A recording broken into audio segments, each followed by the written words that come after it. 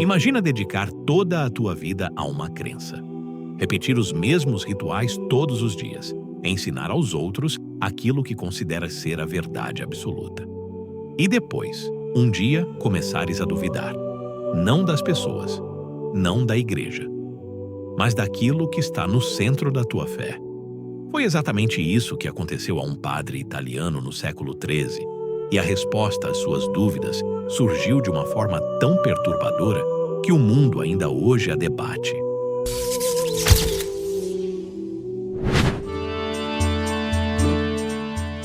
Estamos no ano de 1263.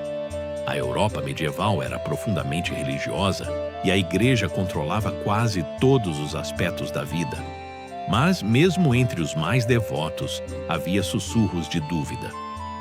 Um dos debates mais importantes dentro da igreja naquela época era a Eucaristia. Quando o pão é abençoado na missa, transforma-se mesmo no corpo físico de Cristo? Ou é apenas um símbolo? Um sacerdote chamado Pedro de Praga começou a questionar aquilo que a igreja ensinava sobre a Eucaristia. Incapaz de afastar a incerteza, decidiu largar tudo e partir numa longa peregrinação a Roma para tentar salvar a sua fé.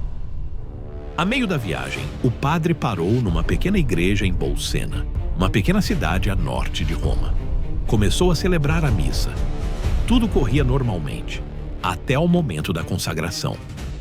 Segundo os relatos da época, quando ele levantou a hóstia, aconteceu algo que ninguém conseguia explicar. Gotas vermelhas começaram a surgir sobre o pão consagrado. Segundo os relatos da época, tratava-se de sangue. Os tecidos do altar também ficaram manchados. O sacerdote ficou profundamente abalado. E aquilo que aconteceu dentro daquela pequena igreja rapidamente se tornou conhecido por toda a cidade. A notícia chegou ao Papa Urbano IV, que estava em Orvieto, uma cidade vizinha. Os tecidos manchados foram recolhidos e levados até ele. Algum tempo depois, o caso acabou por ser considerado um milagre autêntico pelas autoridades religiosas. As consequências foram tão profundas que a igreja criou uma nova festividade que tu provavelmente conheces: o Dia do Corpo de Deus. Uma celebração que nasceu deste episódio e que dura há mais de 700 anos. Mas o que aconteceu realmente naquele altar? Hoje, não temos análises laboratoriais da época nem fotografias do acontecimento. Apenas relatos escritos num período de profunda religiosidade. Para a ciência moderna, a resposta pode estar num inimigo invisível, uma bactéria chamada Serratia marcescens. Este organismo adora ambientes úmidos e produz um pigmento vermelho intenso que pode ser confundido com sangue.